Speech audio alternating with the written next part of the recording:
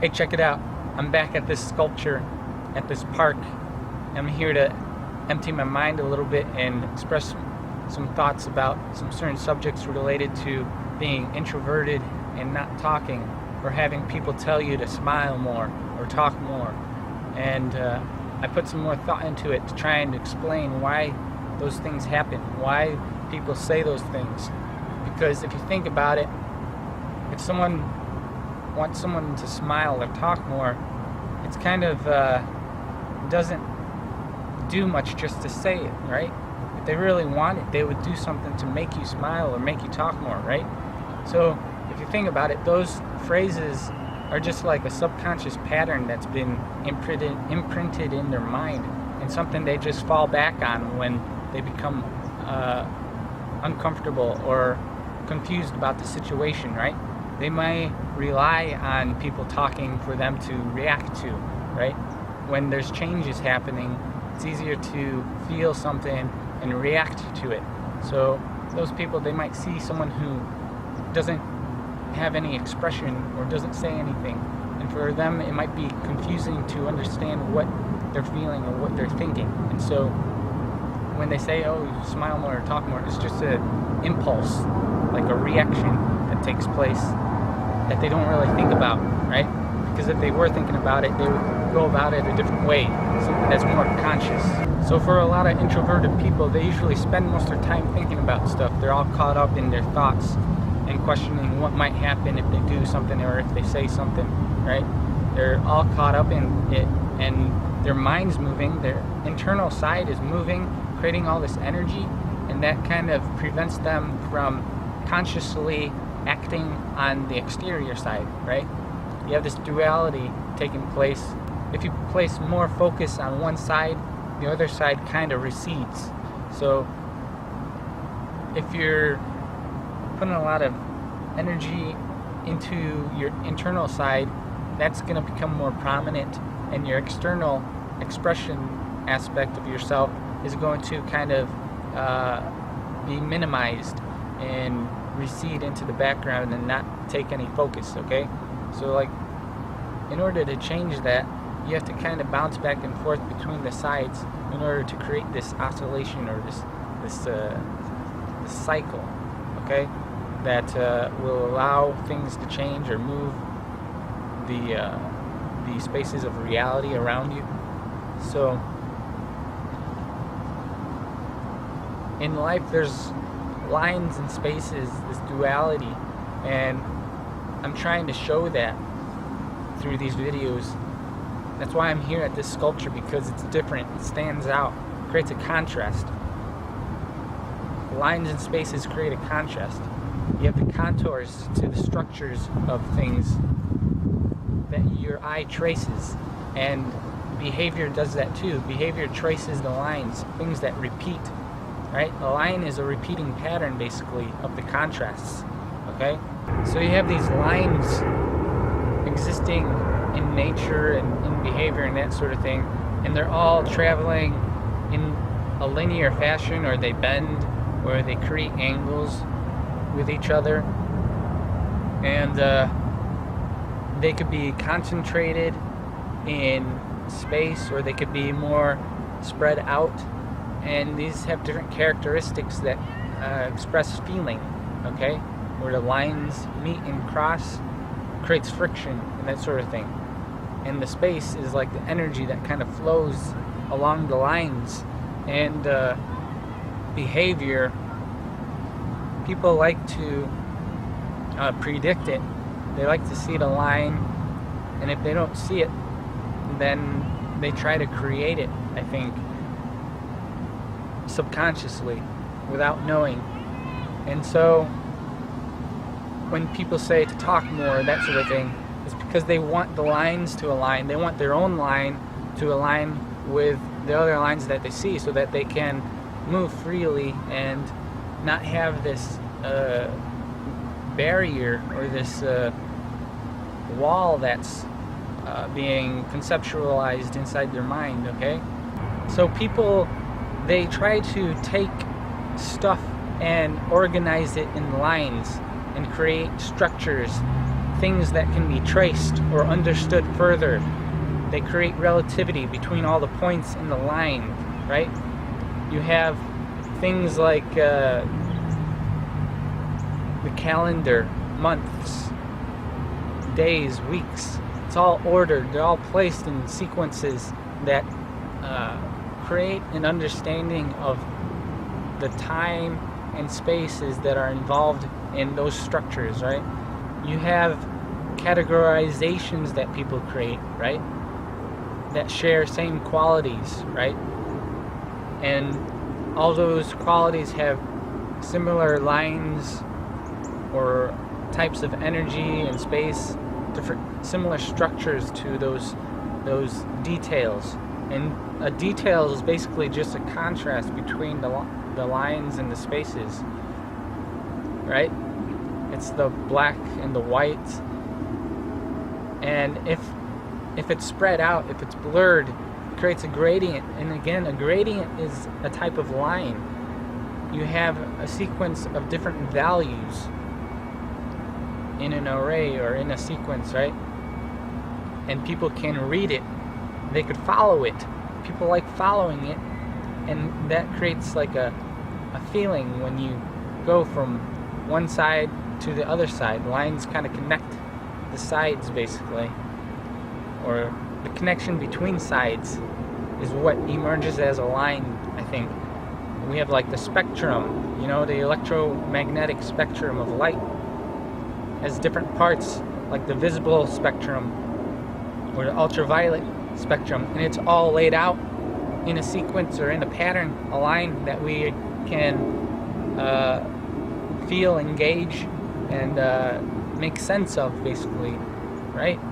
So people, they do this unknowingly because it's natural to them, and it's what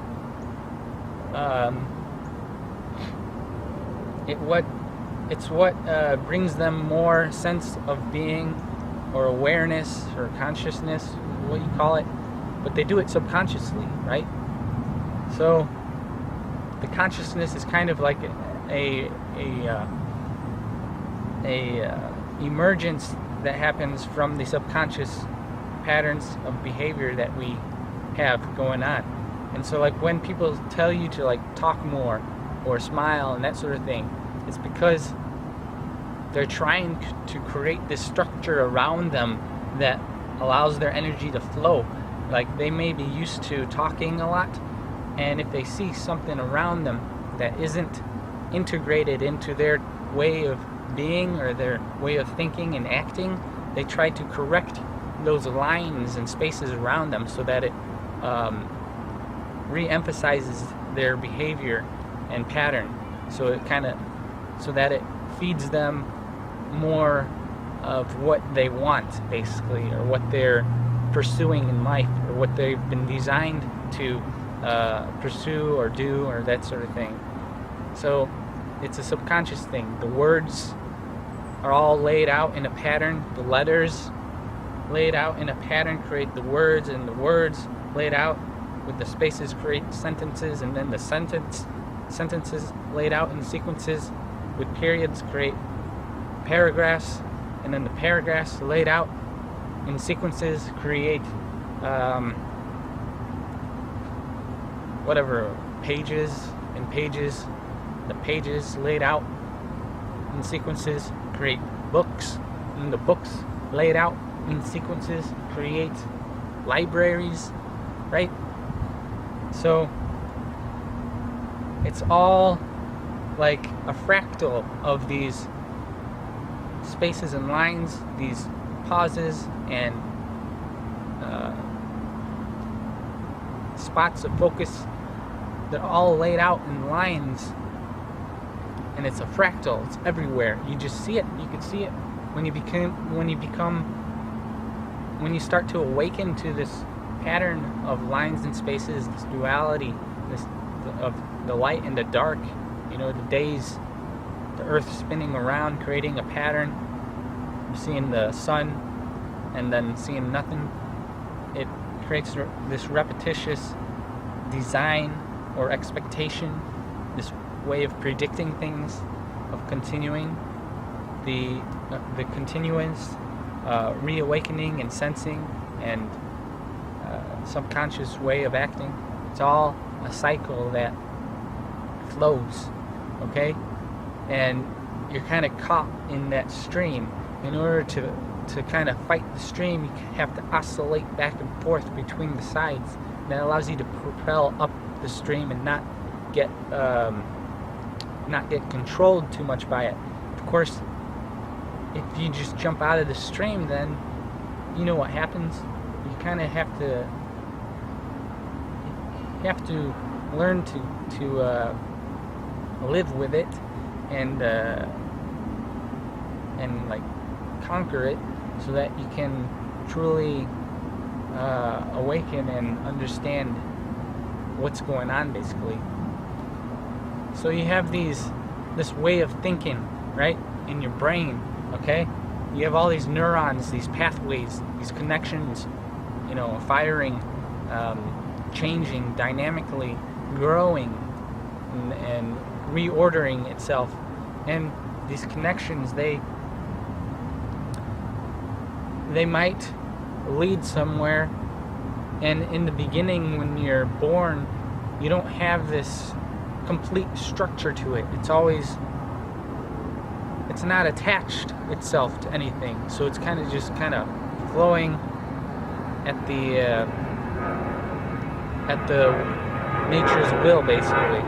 Over time, nature and everything around you adds pressures that cause your mind to stick in different places, and it creates this cycle that creates this habit, right? It creates a habit of behavior. The energy that's flowing into you, instead of just being dispersed randomly, it begins to get cycled. It begins to fall into like a vortex or a whirlwind, because the connections, they start connecting back and forth with each other and creating correlations and relativity with everything, and that brings you like a higher form of consciousness or awareness as you're growing and developing your mind. It creates this loop, right? It creates a loop or a cycle for the energy to go faster and faster and make more stimulated thoughts and feeling, right? Your awareness and all this reality is just a charged up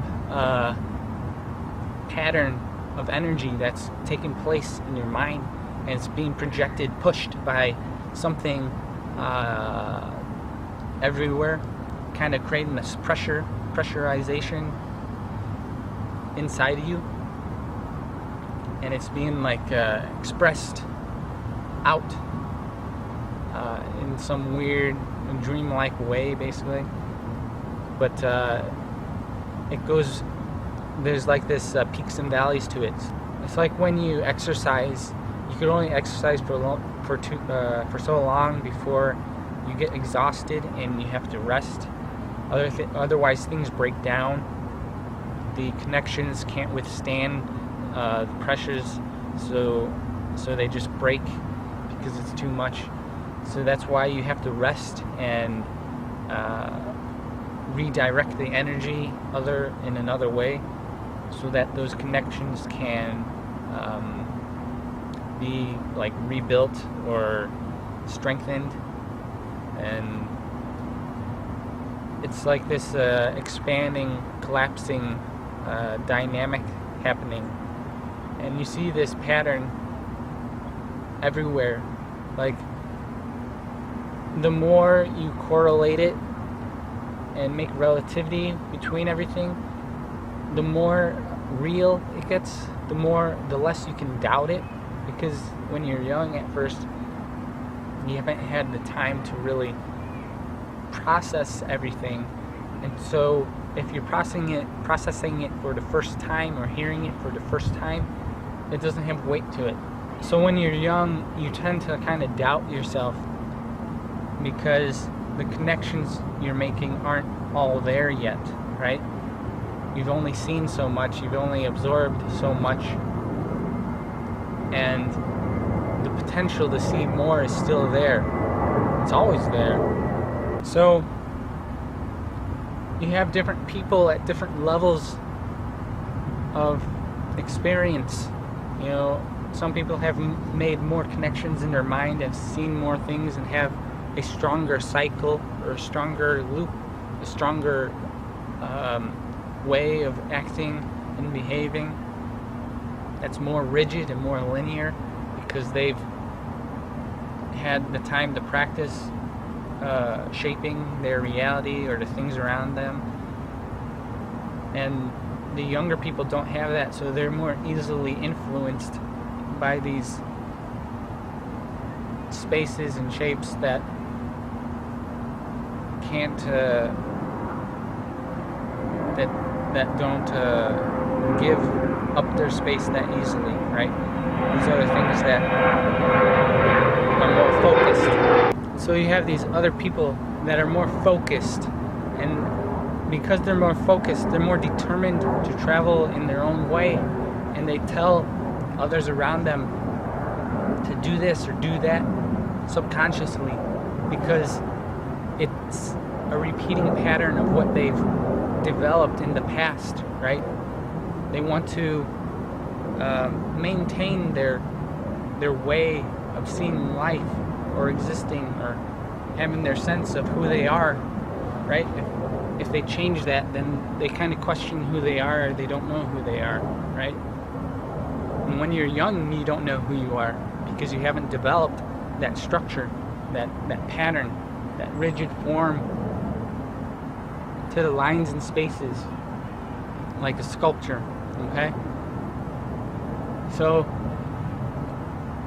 I've kind of awakened or become conscious to this reality of what's occurring, and I want to share that so that people who are confused or don't know what's going on, don't know who they are, don't know what their purpose is, or that sort of thing, have anxiety or stress over the things that are occurring around them.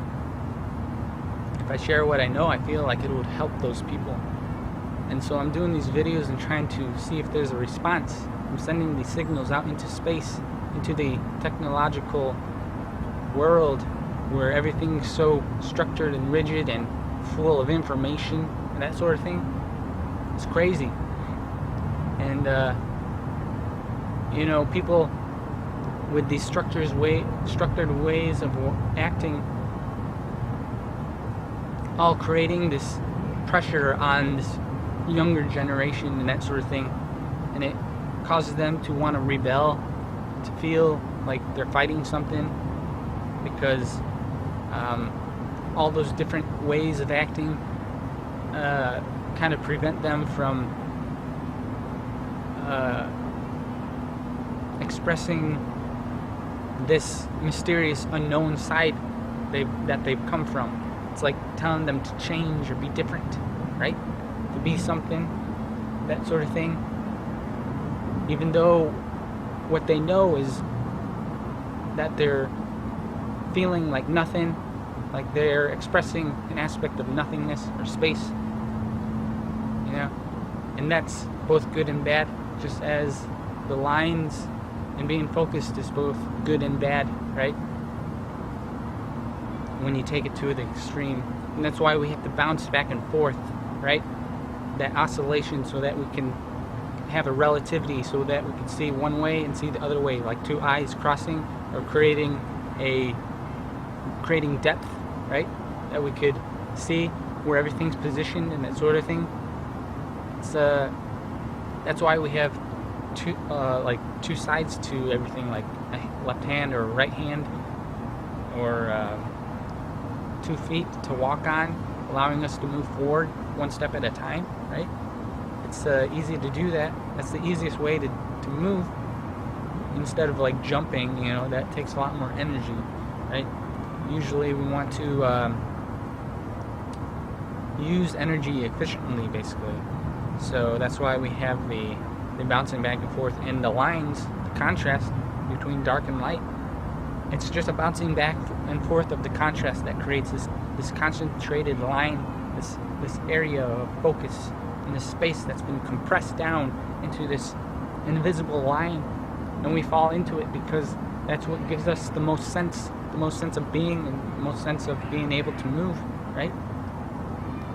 it's if we're just in darkness or the lightness, in the positive or negative space, we're just kind of floating there, and there's no details to latch onto, right? There's nothing to make us feel like we're somewhere or that we're going anywhere, that sort of thing. It doesn't remind us of ourselves.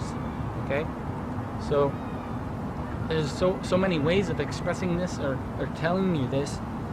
This is just one way that I'm doing this, and I'm trying to find, or I'm going to show you different ways, hopefully, and by bringing you different places and that sort of thing.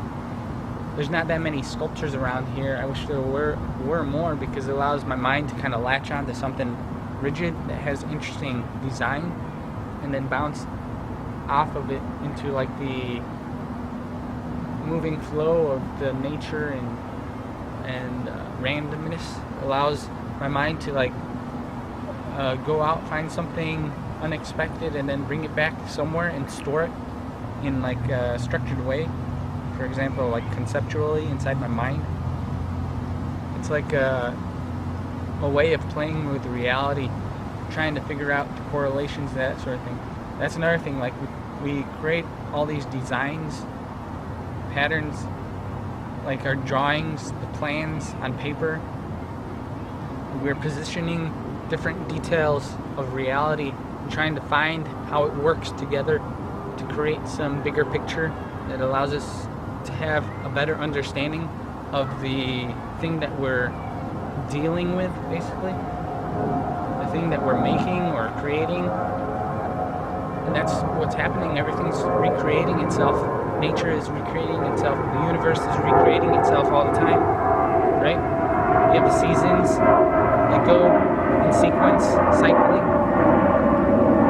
And luckily we live on this planet that has this perfect oscillation, basically. Almost perfect. Maybe it is perfect because it's happening, right?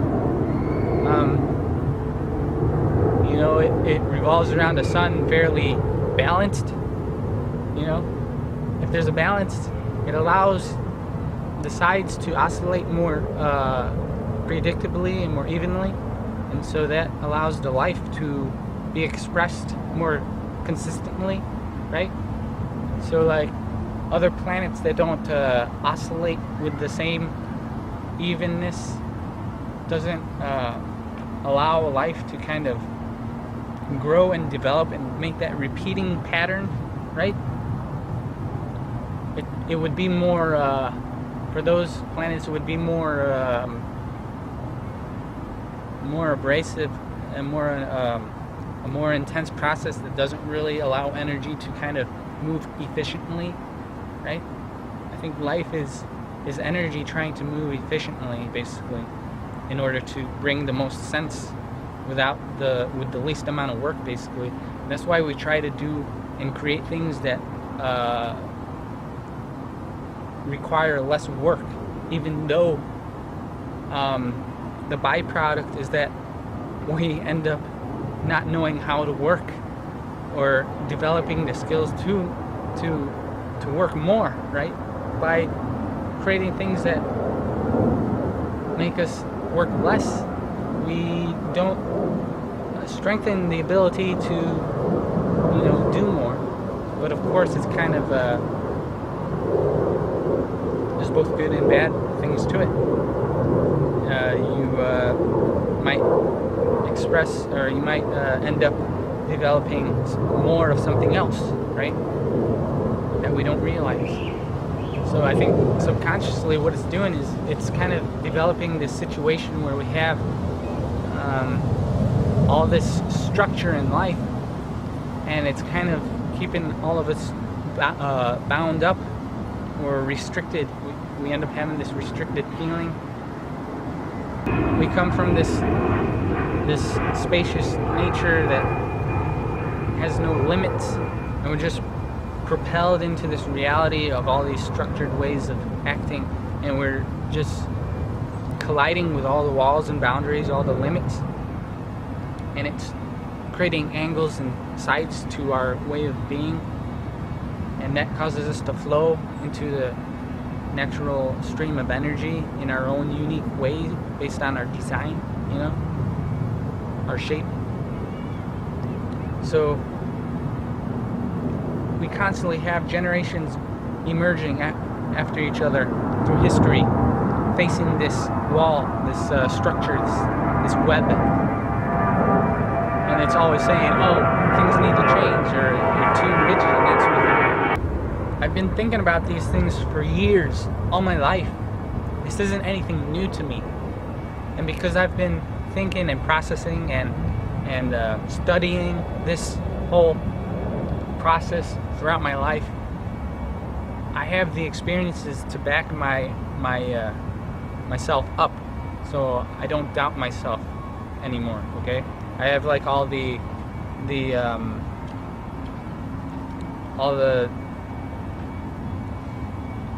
I have like notes that I've created through the years. This is just one like book thing that I've had, and so there's a lot of stuff that I've studied and made correlations with relativity in order to make a complete picture. You know, I've studied how the light bends, how the colors emerge from the contrasts. You know, you might think that the spectrum, the visible spectrum, just kind of spreads out, but our awareness of the color emerges from the contrast. Even though the wavelengths is like spread out, it's the contrast that where it's our awareness of the contrast in light is where the color emerges, the feeling. Okay, so I've studied all different types of subjects, and so I see the repeating pattern enough to know that this stuff that I'm saying is real. It has weight to it. Now I'm trying to figure out ways of expressing the things that I know. So take for example this piece of string. It's in a loop, all right? Just like our thoughts and behaviors create loops, patterns of acting, that sort of thing. The neurons in our mind connect in a cycle, sort of, and it flows. The more ways of connecting, the more it flows within itself and creates this orbiting way of being, like this sense of self, this identity, all right? So like you have this string, this line, all right, and the space. As the space bends, it forces the line, the flow of energy to cross itself, all right? And no matter how large the string is, the loop, you can have an infinite number of ways that it crosses, okay? You just keep bending space, keep bending the line, and it just crosses in so many different places that create this awareness of itself, right? Okay? Now, you end up with this ball of whatever.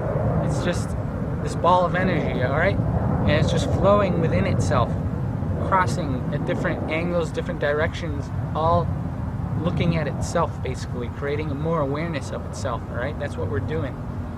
That's what everything is doing, basically. Okay, so you could imagine the universe as basically just this one line, this universe, this one word, this one way. Okay, the universe is just one big line or one space that creates a line, or both somehow, in some way that we can't fully comprehend, but that we're trying to comprehend. And maybe that's what everything is trying to do, is comprehend what it is, because it can't know for sure, and it's creating all this so that it tries to know. Okay, that's the universe. That's what it's doing. All right, now we have all these different professions, different specializations, everybody trying to discover stuff. Yeah, why are they trying to do that? It's just a natural process of everything, right? It's not something that we've created. It's not human nature. No, we like to think that. We like to give ourselves more credit for things, but we don't realize that everything we do is just a result of, you know, how things are, or how they've been designed, or, you know, where they come from, that sort of thing, right? We like to believe that we've created it, And yeah, I guess if you identify yourself with everything, you can say that, yeah, I created everything because I'm part of it and I'm doing it. You know, I am this unified being that sees the interconnectedness of myself with everything, with all the space and all the lines. And yeah, when you do that, you kind of have this awakening, this conscious reality that shows you that it's true on some form, some level, but yeah, on another level, it's not entirely true because you're just a segment, you're just a piece, and you're not the sole, responsibility of everything, luckily, because imagine if you were responsible for everything. That would put a lot of pressure on you. A lot of pressure, I just said that subconsciously. We have all these patterns reminding us or giving us clues as to what the actuality of everything is. I said subconsciously that it would put a lot of pressure on you. Imagine that. Imagine all the pressure that you see, right? These things we say is reflected from the reality of the truth that's everywhere, okay? It puts a lot of pressure on you, right? So like the things we say is just a passed down pattern from the beginning of all time, and it's there to allow us to reconnect to the beginnings, to the origin of where we came from, to have a connection with, what you want to call it, but a connection to that. I don't know. I don't like giving names to things because I don't like putting names or labels to things because that somehow conceptually prevents things from changing. The thing that I'm describing is always changing, so it's everywhere. But the patterns and stuff create this rigidness, this unchanging structure that is like a signal, a message from the past, from something deeper that knows that it'll be there in the future to look back on, right? It knows it's talking to itself, and when you awaken, you sometimes this strange stuff happens where everything starts like speaking to you and things like that. And if you don't know how to react, you kind of end up being controlled by it or moving in subconscious ways in a conscious way, and it's kind of scary if you haven't experienced it before. But luckily this process happens over and over again, so you become better at responding to the signal and trusting it or not letting it consume you, not letting it cause you to do crazy things. Because if you haven't experienced it before, you might experience it in like a specific way that isn't necessarily accurate, or doesn't have the whole picture that allows you to kind of make other choices. So like you're just making choices based on like one way of seeing it, based on the inexperience or the unfinished, the points that aren't connected. So that kind of releases the energy and doesn't allow it to like loop back and create more depth or more weight, more reality. So like you want it to loop on itself and oscillate, because that way it reaffirms itself and as something that is actually reliable, something that isn't just a one-time thing, or something that hasn't matured or developed or whatever. Created point of focus that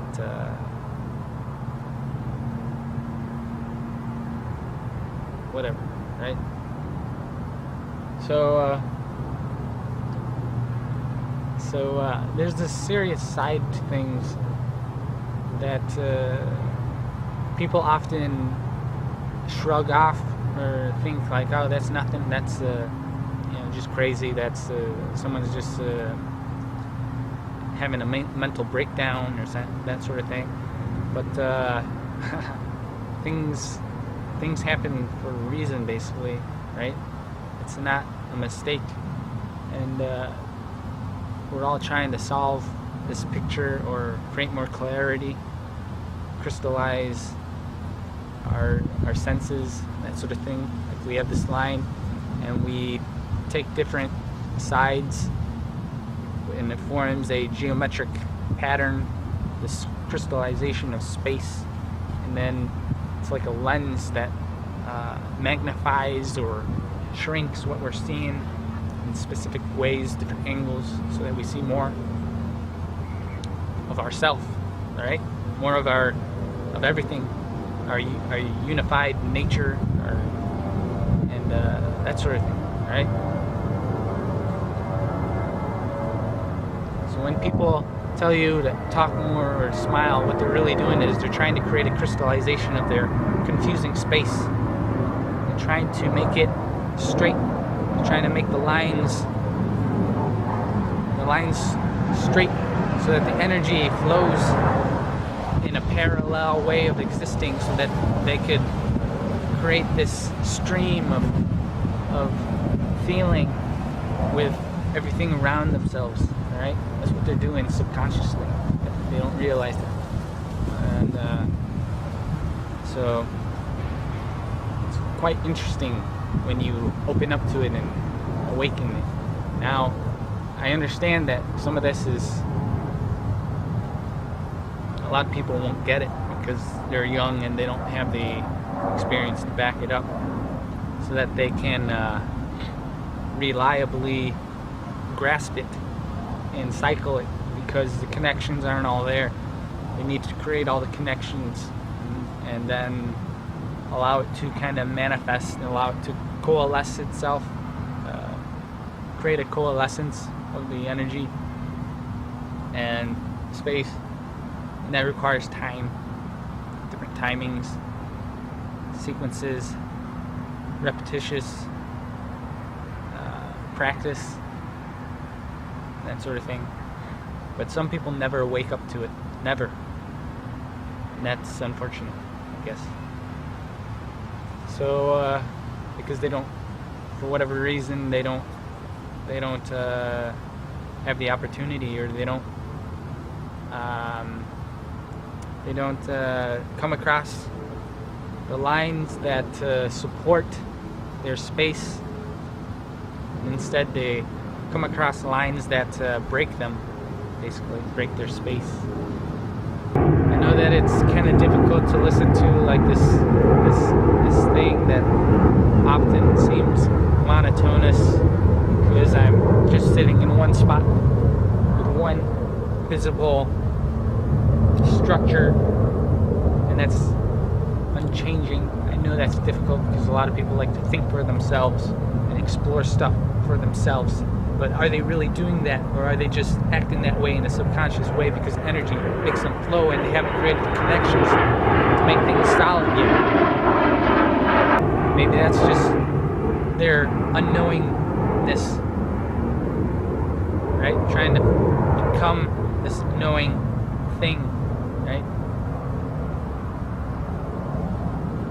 And why am I doing all of this? This is all subconscious. I know that.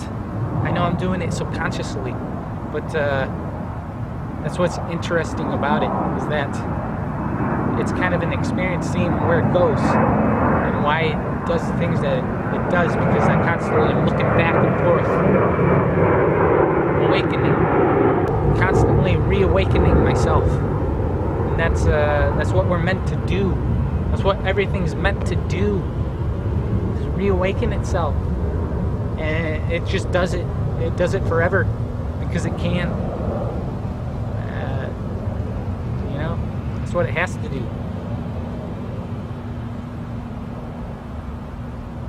So stay tuned for the next video.